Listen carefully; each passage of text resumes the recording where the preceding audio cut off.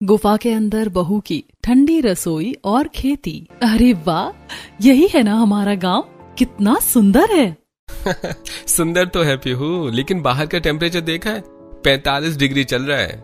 तो क्या हुआ, गर्मी तो शहर में भी होती है, वहाँ एसी है, यहाँ हवा है। हाँ, वो हवा जो खुद जल रही है। प्रेम की बात में कोई झूठ नहीं था। मई के इस खौफनाक महीने में सूरज जैसे आसमान से आग के गोले बरसा रहा था। बाहर का सुंदर गांव अब सूखा और बेजान दिख रहा है।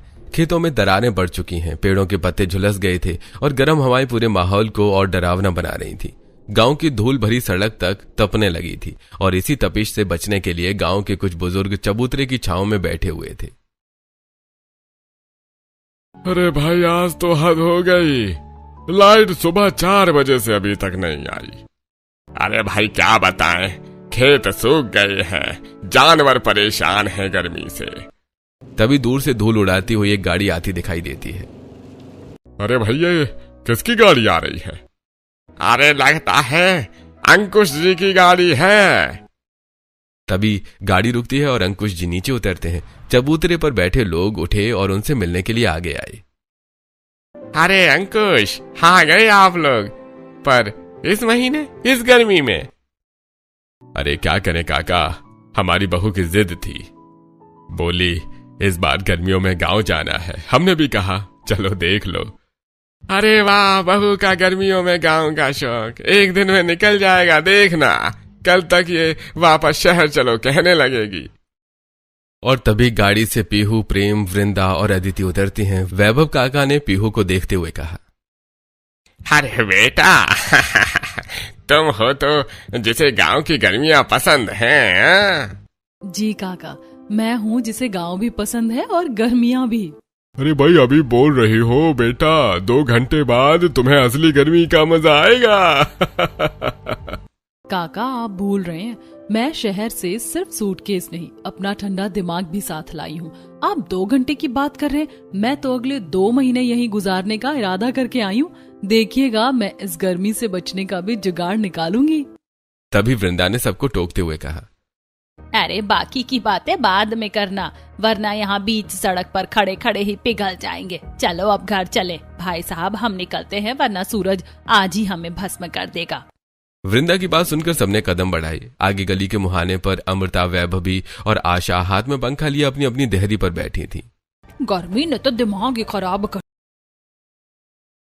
दिया, ना अंदर बैठने में चैन है और ना ही बाहर। मेरा तो मन करता है सब छोड़ो और उस पहाड़ी वाली गुफा में जाकर बैठ जाओ। हाय दैया, ना गुफा का तो नाम मत लो, पता चला ठंडक के चक्कर में वहाँ गृहस्थी बसाने गई और खुद ही डरावनी कहानी बन गई। मजाक छोड़ो, पर इस गुफा में ठंडक तो वाकई में है, लेकिन क्या फायदा इसी ठंडक का, अब तो वहाँ कोई जाता भी नहीं। आशा चाची की बात अभी पूरी भी नहीं हुई थी कि तभी वृंदा अपने परिवार के साथ वहां से गुजरी। उन्हें देखते ही सभी लोग अपनी बातें छोड़कर उनसे मिलने लगे। अरे वृंदा जी, आप लोग भी गांव ऐसी तपती गर्मी में आए हैं, देखिए ना, गर्मी ने तो सबका बुरा हाल कर रखा है। गर्मी तो बहुत है, लेकिन हमारी बहू का गांव आने का बड़ा मन था, इसीलिए हम सब चले आए। अच्छा, तो बहू जी को गांव की गर्मी पसंद है। बेटा अभी तो पैर जमीन पर रखे हैं, एक दिन में सारी गर्मी समझ आ जाएगी।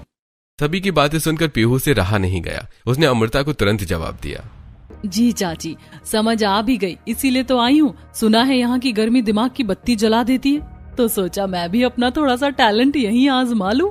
पीहू का ये करारा और मजेदार जवाब सुनकर अमृता का मुंह खुला का खुला रह गया। वैभवी ने अपनी नजरें झुका ली। वृंदा अपनी बहू की इस हाजिर जवाबी पर मन ही मन मुस्कुरा उठी और सब आगे बढ़ गए। पर चलते चलते पीहू के कानों में अभी भी आशा चाची का वो अधूरा जुमला गूंज रहा था, उस गुफा में ठंडक तो है। चाची क्या कह रही थी? गुफा ठंडी है, लेकिन वहाँ कोई जाता नहीं है, क्यों? इसी सोच में डूबी हुई पीहू को पता ही नहीं चला कि कब सब लोग घर पहुंच गए। जैसे पुराने घर का दरवाजा खुला, कई दिनों से बंद पड़े घर की धूल और हवा गर्म बाहर निकल आई। फिर सबने मिलकर घर की सफाई शुरू की। जहां प्रेम और अदिति गर्मी से थक चुके थे, वहीं पीहू के चेहरे की खुशी और उत्साह जरा भी कम नहीं हुआ। थोड़ी देर बाद पुराना कूलर भी चल पड़ा। शाम होते होते पीहू ने पूरे परिवार के लिए प्यार से देसी खाना बनाया और फिर आंगन में दरी बिछाकर सब लोग साथ बैठकर खाना खाने लगे। ओ गॉड भाभी, आपके इस गांव वाले एडवेंचर के चक्कर में हम यहाँ आ तो गए हैं, पर ये कूलर भी बस गर्म हवा के थप्पड़ मार रहा है। अदिति, मैंने पहले कहा था पीयू का एडवेंचर अभी शुरू हुआ है, हमारी हालत अभी से टाइट है। अरे खाना खाइए पहले, पेट भरेगा तो गर्मी भी अच्छी लगने लगेगी। जैसे ही सबने पहला निवाला लिया ही था कि कूलर की घरघराहट बंद हो गई। पूरा घर अंधेरे में छा गया, लाइट कट चुकी थी। ये लो, जिसका डर था वही हुआ। भाभी अब तो हद हो गई है, कूलर बंद, पंखा बंद, हम यहाँ कबाब बन जाएंगे। चुप रहो अतिथि, पीहू ने इतनी मेहनत से खाना बनाया है। पीहू बेटा तो फिक्र मत कर। मम्मी कोई ना कोई जुगाड़ तो होगा ही, ये गर्मी हमें हराएगी नहीं। अरे हर जगह जुगाड़ ढूंढ लेती हो, पर इस बार बताओ क्या सोच रही हो?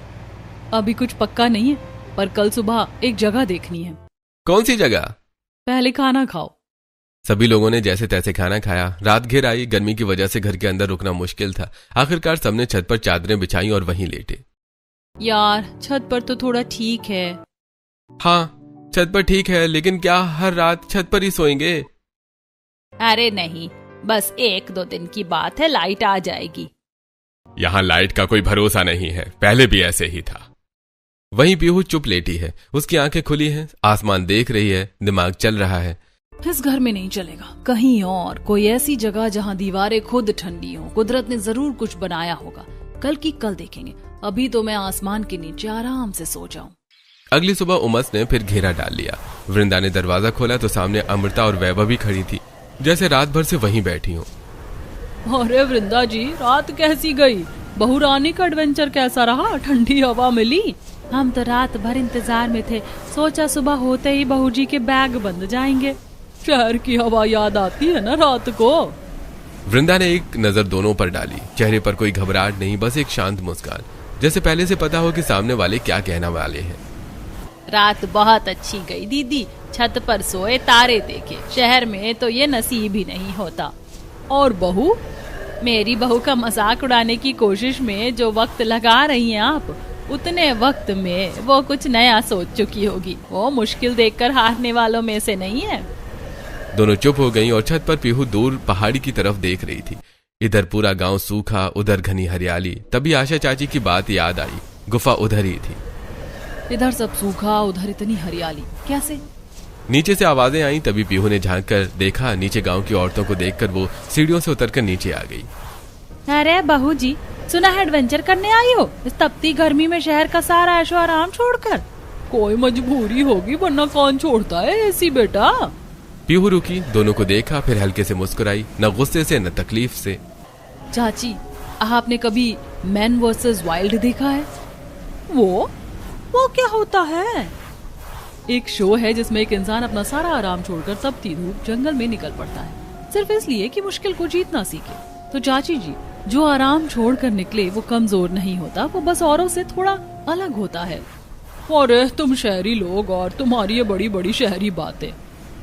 चाची, बातें शहर की हो या गांव की, दिल सच्चा हो ना तो हर बात अपनी लगती है। दोनों चुप हो गईं। वृंदा ने पीहू को देखा और हल्का सा मुस्कुरा दी। थोड़ी देर बाद दोनों पड़ोसनें चली गईं और फिर घर में सब साथ बैठकर नाश्ता कर रहे थे। लेकिन पीहू का ध्यान अब भी सुबह छत से दिख रही हरियाली में ही अटका हुआ था। पापा, कल आंटी गुफा की बात कर रही थी और आज मैंने छत से देखा, पूरा गांव सूखा है पर पहाड़ी के उस पार सब हरा भरा है। जरूर वहीं होगी वो गुफा, चलते हैं ना एक बार देखने। अंकुश का हाथ चाय के गिलास पर रुक गया, एक नजर वृंदा को, फिर पीहू को। अरे ठंडी तो बहुत है बेटा वो जगह, पर वहां जाते नहीं है लोग। क्यों पापा? बस ऐसे ही, पुरानी जगह है। गांव के लोग कहते हैं वहां कुछ है, क्या है कोई नहीं जानता, और जाने की कोशिश भी किसी ने नहीं की। एक पल के लिए मेज पर खामोशी छा गई। मतलब यही कि वो जगह अकेले नहीं जाते। पापा, डर जगह में नहीं होता, बस लोगों के मन में रह जाता है। पीहू बेटा। अरे छोड़ो ना, तुम भी सुबह सुबह गुफा की बातें लेकर बैठ गई, पहले नाश्ता तो कर लो। ठीक है, नाश्ता करती हूँ। भाई, भाभी नाश्ता खा रही हैं, पर दिमाग गुफा में जा चुका है। मुझे पता है। नाश्ता खत्म हुआ पर पीहू का मन गुफा में ही अटका था। तभी गली से हंसी की आवाजें आई। पूजा अपनी 2 सहेलियों के साथ आई।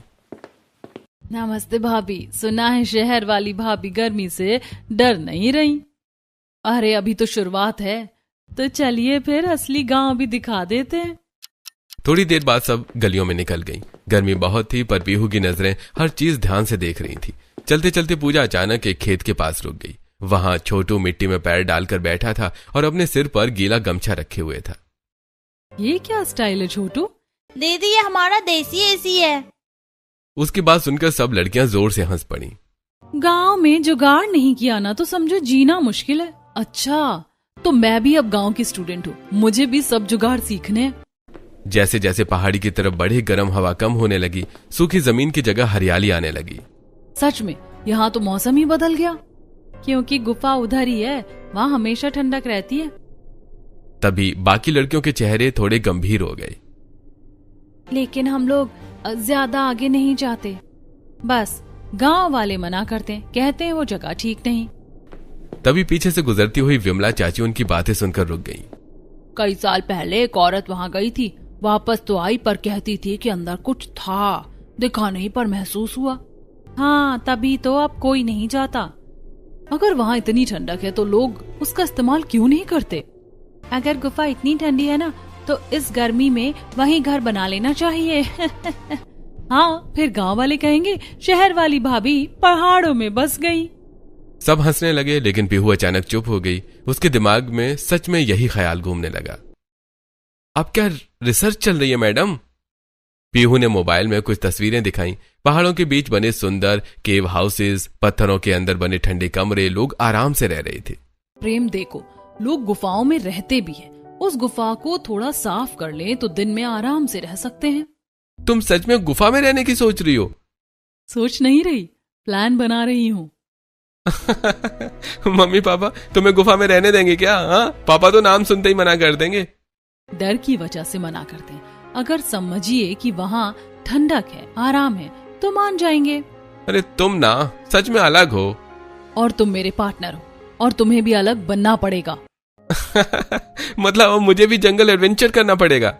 जंगल नहीं मिस्टर, नेचर वाला लग्जरी रूम। पापा एक बात बोलूं, अगर यहाँ इतनी गर्मी है और गुफा में इतनी ठंडक है तो हम वहीं रह लेते हैं ना? क्या मतलब सच में गुफा में रहना है? गुफा में रहेंगे, वहाँ ठंडक है, पानी है, जगह भी बड़ी है, और यहाँ घर में तो गर्मी से सबका हाल खराब हो रहा है।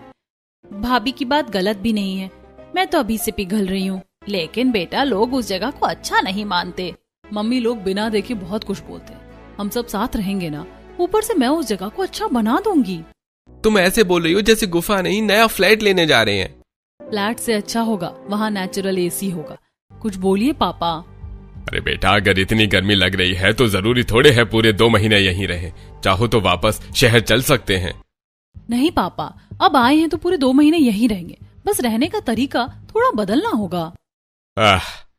अगर सब साथ रहेंगे और संभल कर रहेंगे तो कोशिश कर सकते हैं। बस फिर क्या था, अगले ही पल घर का माहौल बदल गया। डर आधा था और एक्साइटमेंट दोगुनी। सुबह सुबह पूरा घर ऐसे तैयारी करने लगा जैसे कहीं लंबी पिकनिक पर जा रहा हो। पीहू कभी बर्तन बांधती, कभी चादरें। उसने एक बड़ा टोकरी निकाली और उसमें मसाले, आटा, दाल और सब्जियां रखने लगी। अरे तुम तो इतनी तैयारी कर रहे हो जैसे सारी जिंदगी वहीं रहने जा रही हो। रहने ही तो जा रहे हैं मिस्टर, गुफा में पहली ठंडी रसोई भी बनेगी। फिर पीहू ने चुपके से कुछ छोटे पैकेट भी बैग में रख दिए। ये क्या है? सब्जियों के बीज। ये सच में गुफा में खेती भी करेंगी? जहाँ हरियाली है वहाँ कुछ ना कुछ उगता जरूर है। भाभी वहाँ सच में कुछ निकला तो तेरे भाई को आगे कर देंगे। वाह, मतलब भूत आया तो सबसे पहले मैं? भाई डर मत, मेरी भाभी है ना, वो भूत को भी काम पर लगा देंगी। अदिति की बात सुनकर सब हंस पड़े, यहाँ तक कि अंकुश भी मुस्कुरा दिया। पीहू बेटा तू गुफा में रहने जा रही है या पूरा घर शिफ्ट कर रही है? मम्मी गर्मी से बचना है तो सेटअप भी बढ़िया होना चाहिए। थोड़ी देर बाद जब सब लोग इतना सामान लेकर गुफा की तरफ निकलने लगे तो पूरे गांव की नजर उन्हीं पर टिक गई। ये लोग सच में गुफा में रहने जा रहे हैं क्या? शहर वालों को भी गर्मी ने पूरा पागल कर दिया है, पर लड़की में हिम्मत तो है, सब सोचते हैं, करने कोई नहीं जाता। अरे अगर सच में वहाँ ठंडक निकली ना तो पूरा गांव बाद में इन्हीं के पीछे जाएगा। उधर पीहू बिना किसी की बात को बुरा माने आगे बढ़ती रही। उसके चेहरे पर डर नहीं, अजीब सा उत्साह था। जो लोग नई चीज से डरते हैं ना, वो पहले हंसते ही हैं। और अगर गुफा में भूत मिला तो? तो उसे भी बोल दूंगी इतनी गर्मी में डराने से पहले पंखा जल दे। उसकी बात सुनकर सब हंस पड़े और इसी हंसी मजाक के बीच पूरा परिवार पहाड़ी की तरफ बढ़ने लगा। जैसे जैसे परिवार पहाड़ी के पास पहुंचा, गर्म हवा धीरे धीरे ठंडी होने लगी। सूखी जमीन की जगह हरियाली दिखाई देने लगी। बड़े बड़े पेड़ों की छांव और ठंडी हवा ने सबको हैरान कर दिया। भाभी, आते टाइम सब लोग ऐसी बातें बोल रहे थे कि मेरा तो अभी भी डर नहीं जा रहा। पिंकी ने तो कहा था जो भी यहाँ गया वो वापस ठीक हालत में नहीं आया। तभी सबकी नजर सामने पड़ी, पहाड़ के बीच बनी बड़ी पत्थरों वाली गुफा पर। उसके पास ही साफ पानी का झरना बह रहा था। ठंडी हवा सीधे वहीं से आ रही थी। अरे यहाँ तो सच में इतनी ठंडक है। लेकिन जहां बाकी सब लोग संभल संभल कर कदम रख रहे थे, वहीं पीहू किसी छोटे बच्चे की तरह हर चीज देखकर खुश हो रही थी। वाह, ये पत्थर देखो कितने ठंडे हैं। वो कभी दीवार छूती, कभी ऊपर बनी पत्थरों की छत को देखती। और देखो ना, गुफा का मुंह भी कितना बंद है। यहाँ कोई जानवर आसानी से आ ही नहीं सकता। अरे बात तो सही कह रही है, जगह काफी सुरक्षित लग रही है। तभी पीहू की नजर गुफा के एक कोने पर पड़ी। वहां कुछ पुराने लकड़ी के टुकड़े और पत्थरों की बनी जगह थी। मुझे ना सच में लग रहा है यहाँ पहले कोई रहता था। फिर अचानक वो नीचे बैठ गई और मिट्टी हाथ में लेकर देखने लगी। अब क्या चेक कर रही हो मैडम? ये मिट्टी देखो कितनी अच्छी है। मैं ना यहाँ खेती भी कर सकती हूँ, इसीलिए अपने वेजिटेबल सीड्स लाई थी। भाभी, यहाँ लोग डर के मारे कांप रहे हैं और आप खेती प्लान कर रही हो। अरे डरने से अच्छा टमाटर उगा लो। ठीक है भाभी, मान लिया जगह अच्छी है, लेकिन यहाँ रहेंगे कैसे? हाँ मैडम, होटल की बुकिंग तो दिख नहीं रही। जब मैं आप सबको यहाँ तक लेकर आ सकती हूँ तो जुगाड़ भी कर लूंगी। बस एक शर्त है, यहाँ सबको मेरी टीम बनना पड़ेगा, सबको काम करना पड़ेगा। मैं तो पहले ही बता रही हूँ, मैं सिर्फ सुपरविजन दूंगी। वाह, काम बहू करे और मैडम ऊपर से ऑर्डर देंगी। बोलो बेटा, क्या करना है, हम तैयार हैं। बस फिर क्या था, पीहू की आंखों में वो चमक आ गई जो तब आती है जब उसका दिमाग किसी काम पर लग जाए। वो गुफा के अंदर गई और हर कोना, हर पत्थर, हर दरार को ध्यान से देखने लगी, जैसे कोई आर्किटेक्ट खाली जमीन देखता है और उसमें घर देखता है। और एक कोना देखकर उसका जोश और बढ़ गया। यहाँ रसोई बनेगी। अरे मम्मी, आपकी बहू तो गुफा में ठंडी रसोई बनाने जा रही है। उड़ा लो मजाक प्रेम, लेकिन जब रसोई बनकर तैयार होगी ना, तब तुम वही करोगे जो हर बार करते हो। पहले मुंह बनाओ, फिर खाओ, फिर कहो वाह यार। पीहू ने इधर उधर बिखरे नुकीले और सपाट पत्थरों को देखा। उसने बिना देर किए जमीन से भारी पत्थरों को उठाना और सलीके से जमाना शुरू किया। सबसे नीचे 4 मजबूत पत्थर बेस की तरह रखे, फिर उनके ऊपर एक चौड़ा और सपाट पत्थर कुछ इस तरह फिट किया कि बर्तन रखने की जगह बिल्कुल बराबर हो जाए। बीच में हवा के आने जाने का रास्ता छोड़ा और देखते ही देखते बिना ईंट या सीमेंट के पत्थरों का एक बेहतरीन देसी चूल्हा तैयार हो गया। लीजिए मम्मी, हमारा स्नो किचन तैयार है। अब इस चूल्हे से आग तो निकलेगी, पर दीवारों की ठंडक चेहरे पर पसीना नहीं आने देगी। अरे वाह पीहू बेटा, तूने तो पत्थरों को भी काम पर लगा दिया। ये तो बिल्कुल शहर के मॉडर्न किचन जैसा प्लेटफॉर्म बन गया। पत्थरों का चूल्हा तो ठीक है, पर धुआं? पीहू एक पीवीसी पाइप की तरफ इशारा करते हुए कहा। देखिए, ये पीवीसी पाइप प्रेम जो मैं अपने साथ लेकर आई थी। ये पाइप गुफा की उस छोटी सी दरार से बाहर निकलेगा, सारा धुआं बाहर और सारी ठंडक अंदर। इसे कहते हैं इंजीनियर बहू का देसी जुगाड़। भाभी, आपको ये सब आता भी है?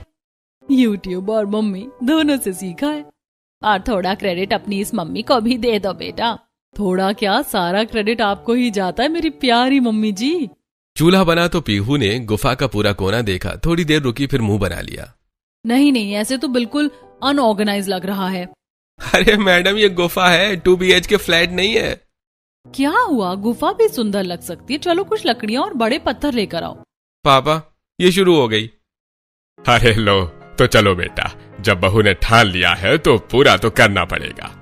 प्रेम और अंकुश बाहर से लकड़ियां और पत्थर लाने लगे। उधर पीहू और वृंदा ने मिलकर गुफा की दीवार के साथ छोटी छोटी शेल्फ जैसी जगह बनाई, पत्थर जमाकर एक के ऊपर एक। देखते ही देखते मसालों के डिब्बे एक तरफ सज गए, बर्तन दूसरी तरफ। चूल्हे के ऊपर लकड़ी की पतली टहनियों से एक छोटा सा स्टैंड भी बन गया। अरे वाह, ये तो सच में रसोई जैसी लगने लगी। भाभी, आपने गुफा को किचन में बदल दिया। अभी तो शुरुआत है मैडम। तभी उसकी नजर गुफा के ठीक बाहर नरम पड़ी मिट्टी पर पड़ी, जहां झरने की नमी जमीन तक आती थी। वहां मिट्टी एकदम काली और उपजाऊ थी। पीहू रुकी और फिर उसके चेहरे पर वो मुस्कान आई जो प्रेम को अच्छी तरह पहचान आती थी। पीहू, अब क्या? अब कुछ नहीं, प्लीज। ये देखो, जो वेजिटेबल सीड्स में लेकर आई थी, अब वक्त आ गया है कि उनका इस्तेमाल किया जाए। और देख लेना, कुछ दिन बाद यहाँ हमारी अपनी सब्जियां उगेंगी।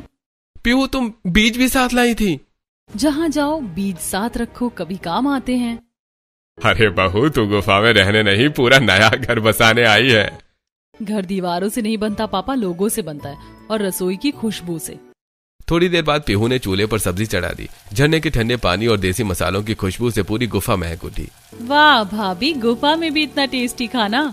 अभी तो बाहर से लाई सब्जियों से खाना बना रही हूँ, लेकिन फिर देखना धीरे धीरे यहीं अपनी सब्जियां उगेंगी और उनका टेस्ट, उफ, सोचकर ही मुंह में पानी आ रहा है। अरे बस भी करो मैडम जी, पहले ये वाली सब्जी आराम से खा लें। आपकी खेती को फलने फूलने में अभी थोड़ा टाइम लगेगा। वहीं बैठकर सब हंसते मुस्कुराते खाना खाने लगे। बाहर झरने के बहने की मीठी आवाज थी और गुफा के अंदर ठंडी हवा। पहली बार इस गर्मी में सबको सच्चा सुकून महसूस हो रहा था। ठीक है भाभी, खाना हो गया, अब सोएंगे कहाँ? हाँ मैडम, आपका 5 स्टार रूम कहाँ है? मुझे इतना कम मत समझो मिस्टर प्रेम। धुआं हो या प्राइवेसी, सबका इंतजाम है मेरे इस जुगाड़ू दिमाग में। थोड़ी ही देर में पीहू के कहने पर प्रेम और अंकुश जी को बाहर से सूखी घास, बांस की खपच्चियां और बड़ी लकड़ियां ले आई। पीहू ने गुफा के दोनों कोनों में पड़े भारी पत्थरों को स्टैंड की तरह इस्तेमाल किया और उन पर लकड़ियां टिका दी। फिर ऊपर से सूती चादरें और पुरानी साड़ियां डाल दी गईं। देखते ही देखते गुफा के भीतर छोटे छोटे हवादार कमरे तैयार हो गए। भाभी, ये तो किसी लग्जरी कैंपिंग जैसा लग रहा है। यकीन नहीं होता कि बाहर 45 डिग्री और यहाँ मुझे चादर ओढ़नी पड़ रही है। अरे ये तो सच में घर जैसा लग रहा है। अरे बहू को एडवेंचर का शौक है, लेकिन दिमाग भी खूब चलता है। सब अपने अपने बिस्तर पर लेट गए। बाहर गर्म हवाएं चल रही थीं, लेकिन गुफा के अंदर ठंडी हवा और सुकून था। अगली सुबह गांव में सबकी बातें बस उसी गुफा को लेकर थीं। पूरा एक दिन हो गया, कोई खबर ही नहीं आई। मुझे तो डर लग रहा है कहीं सच में कुछ गड़बड़ ना हो गई हो। अरे पहले भी लोग वहां जाने से डरते थे, यूं ही नहीं डरते थे। दिन धीरे धीरे गुजरने लगे। बाहर पूरा गांव अब भी गर्मी से परेशान था, लेकिन गुफा के अंदर सबकी जिंदगी बदल चुकी थी। सुबह पीहू सबसे पहले झरने के पास बनी अपनी छोटी सी खेती देखने जाती। उसने टमाटर, मिर्च, धनिया, लौकी और भिंडी के बीज लगाए थे। हर दिन मिट्टी से छोटी छोटी हरी पत्तियां निकलती देख उसके चेहरे की खुशी बढ़ जाती। देखो देखो, धनिया निकल आया। भाभी, आप सब्जियों को ऐसे देख रही हो जैसे बच्चे स्कूल में फर्स्ट आ गए हो। उधर रसोई भी अब पूरी तरह जम चुकी थी। सुबह चूल्हे पर गर्मा गर्म पराठे बनते, दोपहर में झरने के ठंडे पानी के पास बैठकर सब खाना खाते और रात को ठंडी हवा में बातें करते। सच कहूं, इतने सुकून से तो हम शहर में भी नहीं रहे। गांव वाले अब भी दूर से पहाड़ी की तरफ देखते रहते। सबको इंतजार था कि आखिर गुफा से क्या खबर आएगी। इतने दिन हो गए फिर भी सब ठीक कैसे हैं? मुझे तो लगता है कुछ ना कुछ जरूर है इस जगह में। लेकिन उधर गुफा में सब हंसी खुशी रह रहे थे। फिर एक रात अचानक तेज आवाज गूंजने लगी। हवा जोर जोर से चल रही थी। बाहर पेड़ों की सरसराहट और झरने की आवाज मिलकर डरावना माहौल बना रही थी। भाभी, ये कैसी आवाज है? ये कैसी आवाज थी? सब डर गए, लेकिन पीहू बिल्कुल शांत थी। अरे डरिए मत, इतने दिनों से यहाँ रह रहे हैं ना, कुछ हुआ क्या? तो फिर ये आवाज? चलो बाहर चलकर देखते हैं। बाहर तेज तूफानी हवा चल रही थी। बड़े बड़े पेड़ हवा से टकराकर जोर जोर से हिल रहे थे। झरने का पानी पत्थरों से टकराकर गूंज पैदा कर रहा था। देखा, आवाज इन पेड़ों और झरने की है। लोगों ने डर डर कर इसे भूत बना दिया। अंकुश कुछ पल चुप रहे, फिर हल्का सा मुस्कुरा दिए। अरे सही कह रही हो बेटी, हम इतने दिन से यहाँ हैं, लेकिन कभी कुछ गलत महसूस नहीं हुआ। उस रात के बाद सबका डर लगभग खत्म हो चुका था। अब गुफा सच में घर जैसी लगने लगी थी। फिर कुछ दिनों बाद दोपहर के समय जब पीहू अपनी छोटी सी खेती में पानी डाल रही थी, तभी बाहर किसी के कदमों की आवाज आई। लगभग 30 साल का एक आदमी धीरे धीरे गुफा की तरफ बढ़ रहा था। कौन है भाई? मैं विवेक। वो गांव में सुना कि आप लोग सच में यहाँ रह रहे हैं, इसलिए देखने चला आया। विवेक गुफा के अंदर का माहौल देखकर खुद हैरान रह गया। एक तरफ रसोई सजी थी, दूसरी तरफ सब आराम से बैठे थे। ठंडी हवा अंदर तक जा रही थी। आप लोगों को डर नहीं लगा यहाँ पे? पहले तो बहुत लगा था, गांव वालों ने इतना डराया जो था, लेकिन फिर सोचा इतनी ठंडी और अच्छी जगह को सिर्फ डर की वजह से खाली क्यों छोड़े। और अब तो यहाँ हमारी खेती भी शुरू हो गई है। विवेक कुछ पल चुप रहा, फिर हल्का सा सिर हिलाकर मुस्कुरा दिया। अच्छा ठीक है, मैं चलता हूँ। लड़का वापस चला गया। उधर शाम होते होते मौसम और भी ठंडा हो गया था। पीहू और प्रेम गुफा के पीछे की तरफ घूमते घूमते चले गए। वहां बड़े पत्थरों के बीच एक बहुत छोटा सा कमरा दिखाई दिया जो कि बंद था। अरे, ये पहले तो नहीं देखा। दोनों धीरे धीरे अंदर गए। कमरा छोटा था लेकिन ऐसा लग रहा था जैसे कभी कोई वहां रहता रहा हो। एक कोने में पुरानी लकड़ी का छोटा संदूक रखा था। अरे देखो तो, ये क्या है, चलो ना देखें। अब तुमने ठान ही लिया है तो अगर मैंने मना किया ना तो मेरी शामत आ जाएगी। चलो बेहतर यही है कि तुम्हारी बात मान लें। दोनों धीरे धीरे उस छोटे कमरे के अंदर गए। चारों तरफ धूल जमी हुई थी। तभी एक कोने में रखा पुराना लकड़ी का संदूक पीहू की नजर में आया। प्रेम, देखो यहाँ कुछ रखा है। पीहू झुककर संदूक के पास बैठ गई और उसने धीरे से ऊपर जमी धूल हटाई और फिर उसका ढक्कन खोला। अंदर एक पुरानी डायरी रखी थी जिसके पन्ने पीले पड़ चुके थे। पीहू उसे धीरे से उठाकर पढ़ने लगी। जो डर पर काबू पा लेगा वही इस गुफा की ठंडी सांसों को महसूस कर पाएगा। जिसने आंखों से नहीं दिमाग से देखा उसे यहाँ कभी अंधेरा नहीं लगेगा। नीचे कुछ और लिखा था। हम मजबूर थे, हमारे पास रहने को कोई जगह नहीं थी। इस गुफा ने हमें तपती गर्मियों में सहारा दिया, लेकिन डर था कहीं कोई हमसे ये जगह छीन ना ले। इसीलिए हमने अफवाह फैला दी कि यहाँ अनहोनी होती है। लोग डर गए और ये जगह सिर्फ हमारी रह गई। लेकिन मुझे एहसास है कि हमने गलत किया। डर फैलाकर लोगों को इस नेमत से दूर रखा। कुछ पल के लिए दोनों चुप हो गए। मतलब इतने सालों से लोग बेवजह डरते रहे। देखा, कभी कभी सच डर से कहीं ज्यादा आसान होता है। दोनों तुरंत बाहर आए और सबको डायरी के बारे में बताया। अच्छा, ओह, तो ये बात थी। लोग इतने सालों से इस जगह से डरते रहे और मैं तो पहले दिन से ही भूत ढूंढ रही थी। तभी अगले दिन विवेक फिर गुफा में आया। इस बार उसके चेहरे पर झिझक थी। मुझे आप सबसे कुछ कहना है, कल कह नहीं पाया था। क्या बात है बेटा, अगर इस गुफा के बारे में बताना चाहते हो तो हमने वो डायरी पढ़ ली। असल में वो डायरी मेरे परदादा की थी। उन्होंने ही ये अफवाह फैलाई थी। उस समय बहुत गरीबी थी, रहने को घर नहीं था। उन्हें डर था कि कोई ये जगह उनसे छीन न ले। सब चुपचाप उसकी बात सुनते रहे। बाद में उन्हें अपने किए का बहुत अफसोस रहा। जब उन्हें पता चला कि अब कोई यहाँ रहने आया है तो वो बहुत खुश हुए। उन्होंने बस एक बात कही थी, जो डर को हरा देगा असली ठंडक वही पाएगा। पीहू और प्रेम एक दूसरे को देखकर मुस्कुरा दिए। आप लोगों ने सच में डर पर जीत पाई है। चलिए अब मैं चलता हूँ। उसके जाने के बाद धीरे धीरे पूरी बात गांव में फैल गई। गांव वाले गुफा में आए, इस बार बिना किसी डर के। हमने तो बेकार में उस जगह को डरावना बना रखा था। और तुम्हारी बहू सच में बहुत समझदार निकली वृंदा जी। डर ने इतने साल लोगों को गुफा से दूर रखा और एक बहू ने आकर सब बदल दिया। अब गांव वाले भी धीरे धीरे गुफा तक आने लगे। कोई झरना देखने आता, कोई ठंडी हवा महसूस करने। उधर पीहू की छोटी सी खेती भी अब हरी होने लगी थी। टमाटर लाल होने लगे थे, भिंडी निकल आई थी और धनिया की खुशबू पूरी जगह महका रही थी। लो चाची, ये हमारी गुफा वाली पहली सब्जियां। अरे वाह बहू, गुफा में खेती भी सच कर दी तुमने। धीरे धीरे पूरी गर्मी, हंसी, खेती, ठंडी हवा और साथ बैठकर खाए गए खाने में गुजर गई। फिर आखिर वो दिन भी आ गया जब उनकी छुट्टियां खत्म हो गईं। सब लोग सामान बांधकर वापस शहर लौटने लगे। सच कहूँ भाभी, अब ये गुफा छोड़ने का मन नहीं कर रहा। जिस जगह से लोग डरते थे आज वही सबसे प्यारी लग रही है। हमारी बहू ने साबित कर दिया कि डर के आगे जीत है। सभी लोग हंस पड़े। जाते वक्त पीहू ने एक आखिरी बार पीछे मुड़कर गुफा को देखा। ठंडी हवा अब भी वही बह रही थी, लेकिन अब उस जगह में डर नहीं, अपनापन बसता था। डर ने जिसे वीरान रखा, प्यार ने उसे घर बना दिया। और फिर गाड़ी धीरे धीरे गांव से दूर निकल गई, लेकिन गुफा की वो ठंडी रसोई और छोटी सी खेती हमेशा सबकी यादों में बस गई।